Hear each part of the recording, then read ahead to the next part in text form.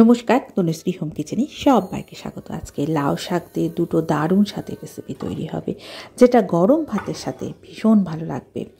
প্রথমে তো খানিকটা মুসুর ডাল জলে ভিজিয়ে রাখলাম, আর লাউ শাক থেকে যেগুলো বড় বড় পাতা রয়েছে 4-5টা পাতা আমি কেটে নিলাম। লাউ পাতা খাওয়ার উপযোগী করার জন্য লাউ পাতার দেখো এরকমভাবে একটা পাতলা সুতোর মতো আঁশ থাকে, সেই আঁশটা ছাড়িয়ে নিতে হবে, নাহলে খাওয়ার সময় এটা ছিবড়ে মতো মুখে পড়বে। এবার এই পাতাগুলো আমি 1 মিনিট গরম জলে ফুটিয়ে নেব। এভাবে পাতাগুলো ফুটিয়ে নিলে পাতাটা খানিকটা নরম হবে, তো আমার রেসিপি বানাতে সুবিধে হবে। দেখো আমি পাতাতে জল ঝরিয়ে নেব।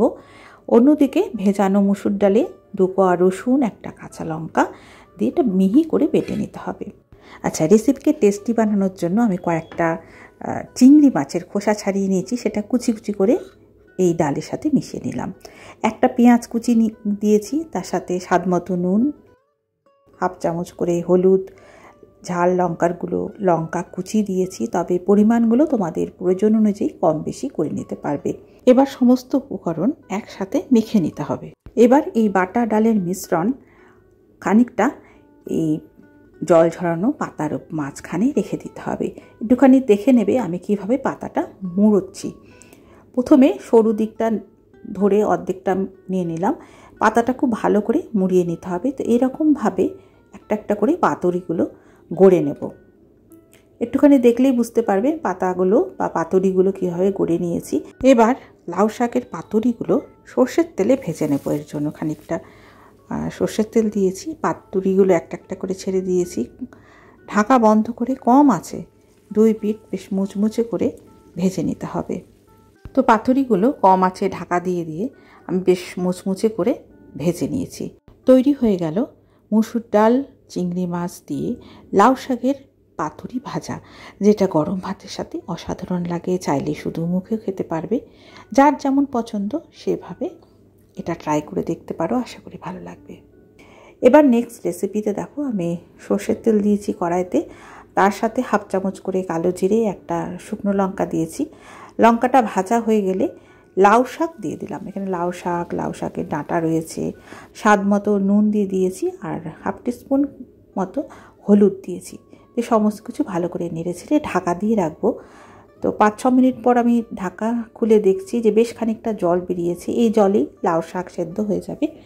আমি আরও একবার ঢাকা দিয়ে জলটা শুকিয়ে নেব। অন্যদিকে একটা মশলা দেখো 1 চামচ করে সর্ষে, পোস্ত আর 2টো কাঁচা লঙ্কা দিয়েছি। তো মশলাটা বাটা হয়ে গেছে। এবার আমি কড়াইয়ের ঢাকা তুলে দেখছি যে জলটা একদম শুকিয়ে গেছে। এবার এই বাটা সর্ষে, পোস্ত, কাঁচা লঙ্কা বাটাটা দিয়ে দিলাম। ভালো করে মশলার সাথে লাউ শাকটা খুব ভালো করে মিশিয়ে নিতে হবে। এর সাথে মশলার বাটি ধোয়া জল দিয়েছি, 1/2 টিস্পুন চিনি দিয়েছি, একটু চিনি দেবে, খেতে ভালো লাগবে। 2-3টে কাঁচা লঙ্কা আর 1 টিস্পুন কাঁচা সর্ষের তেল উপর থেকে ছড়িয়ে দিয়ে ঢাকা দিয়ে দিলাম। এতে কাঁচা লঙ্কা আর সর্ষের তেলের গন্ধটা সবজির সাথে মিশে যাবে। 2 মিনিট ঢাকা দিয়ে রেখেছিলাম কম আছে, তারপর গ্যাসের ফ্লেম বন্ধ করে দিয়েছি। তৈরি হয়ে গেল লাউ শাক দিয়ে একটা দারুণ রেসিপি। তো এই লাউ শাক দিয়ে সর্ষে পোস্ত দিয়ে লাউ শাকের ঘন্ট বা লাউ শাকের চচ্চড়ি রেসিপি কেমন লাগলো অবশ্যই কমেন্ট করে জানাবে। তো বন্ধুরা, আজ এই পর্যন্ত। আবার চলে আসবো নতুন কোনো ফ্লেভার নিয়ে। আজকের লাউ শাক দিয়ে দুটো রেসিপি তোমাদের কেমন লেগেছে অবশ্যই কমেন্ট করে জানাবে। ভালো লাগলে লাইক করে পাশে থাকবে। আজকে কোনো নতুন বন্ধু থাকলে সাবস্ক্রাইব করে রেখো, আর বেল আইকনটি প্রেস করে রেখো এই ধরনের সহজ নিত্য নতুন রেসিপির আপডেট পাওয়ার জন্য। সকলে ভালো থেকো, ধন্যবাদ।